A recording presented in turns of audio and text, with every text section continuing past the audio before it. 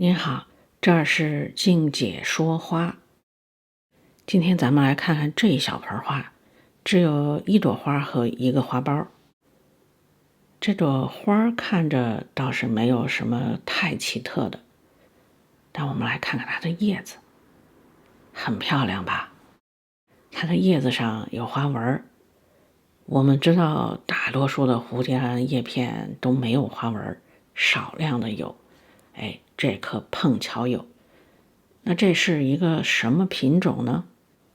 我也不知道，虽然我有猜测，但是毕竟要看了它的名签才能100%的确定。可是很不巧，它的名签由于我的疏忽，被一条根儿给挡住了。而且吧，您说有多么的巧，不偏不倚，这条根儿严严实实的把名字给挡住了。这要说他不是故意的，我都不信。怎么就那么准，那么巧？这名签也挺宽的，偏偏他就选择有名字的那一小条。它的根儿也是奇怪，不是圆的，扁扁的，全糊在那名字上。这种情况，我要想看到他的名字，没有别的办法，只有把他的根从名签上推下来，那就只能伤到他的根儿。在伤他的根儿和看到名字之间，我犹豫了一下，但还是被求知欲所驱使，决定宁肯伤到他的根儿，我也想确切的看到他的名字。虽说是下定了决心，但还是小心翼翼的。这真是我的疏忽。当这个根刚刚长上去的时候，我就应该及早的把它推下来。那个时候伤害可能还小一些，也比较容易往下推。这会儿相对难度就大了。您说它这根儿长得这么扁，铺在这个名签上，接触面积还挺大。而且那字儿真的是盖的严丝合缝，一点儿也没给。我这么弄不会把名字给撕下来？还好，我还怕印的那个字儿再被那个根给粘了去，我只能反着看。还行，印的挺结实。这就是它的名字了，我没猜错，就是西雷利。西雷利是一个非常著名的原生种，它是好多园艺种的亲本。我这棵是去年8月份买的小苗，也就是23年的8月份，现在是24年的9月底。咱们来看看名签取掉以后这个根儿，好像还行啊，我们凑近看一看。还行，伤的也不严重。从侧面看，这个根是真的够扁的，在原生环境下，它抓住树干应该抓得挺紧的。这些根就是在拐弯的地方有点断裂。之前咱们说过，这个断裂就是外面的根背断裂。甭管这根是扁的还是圆的，外面包着的都是根背。根背中间的那一条才是它的根儿。根背与中间根儿的物质交换是这种横向的，并不是这种纵向的。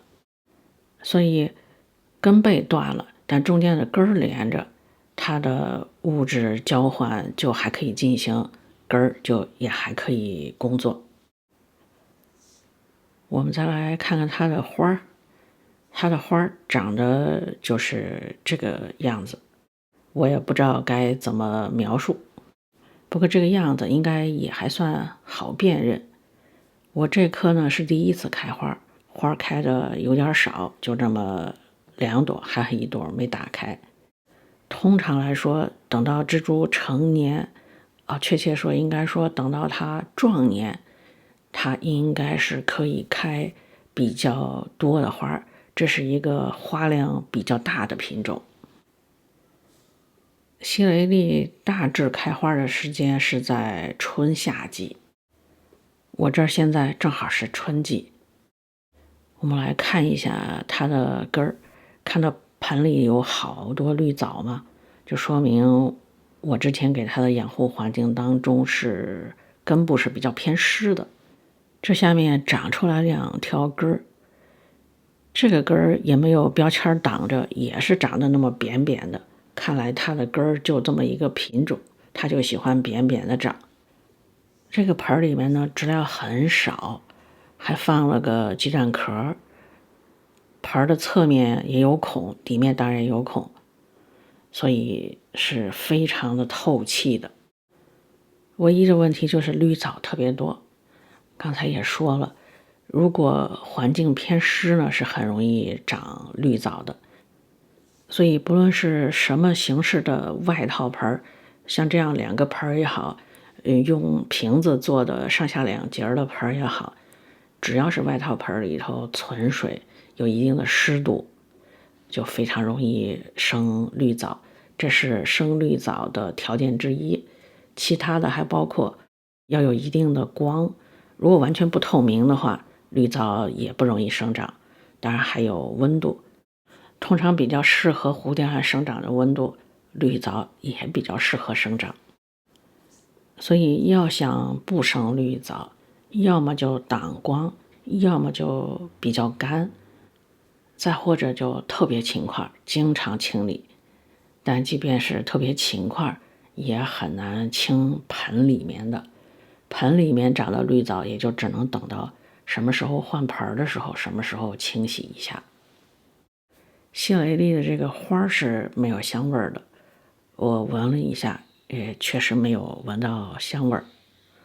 不过它的叶子是真的很漂亮，即便没有花的时候，它的叶子也可以当绿植来欣赏。这次是它第1次开花，说实话我都没想到它这么快就开花了，说明我当初买的那个苗还不算太小。也就因为没想到它能这会儿开花，所以有点疏忽了，让它那个根儿粘到名签上了。其实还有另外一个原因，孩子多了顾不过来呀。这不像当初只有几盆花的时候，这一天恨不能看好几遍，任何一点细微的变化都不会错过。现在是突然有一天发现，哎，它怎么长了花芽要开花了？那会儿花苞都已经出来了，所以也没捞着施点开花肥啊什么的，它就已经开花了。对了，看一下它的唇瓣，有点像是金鱼的尾巴，末端左右分叉，而它喉咙那个位置有黄色和一些紫红色的斑点。在园艺种当中，如果有见到这些特点，就说明那个园艺种的亲本里面有西雷利。当然还有花的颜色、形状等等也是会遗传的。还记得我们之前曾经说过的园艺种，像槟榔西施啊、粉红女孩啊，好像都有这个花的特点。只不过很可惜的是，在它的众多的杂交品种的后代当中，很多都没有遗传到它叶片的花纹。有一些槟榔西施的叶片会隐隐约约有这种花纹，不如这个清楚。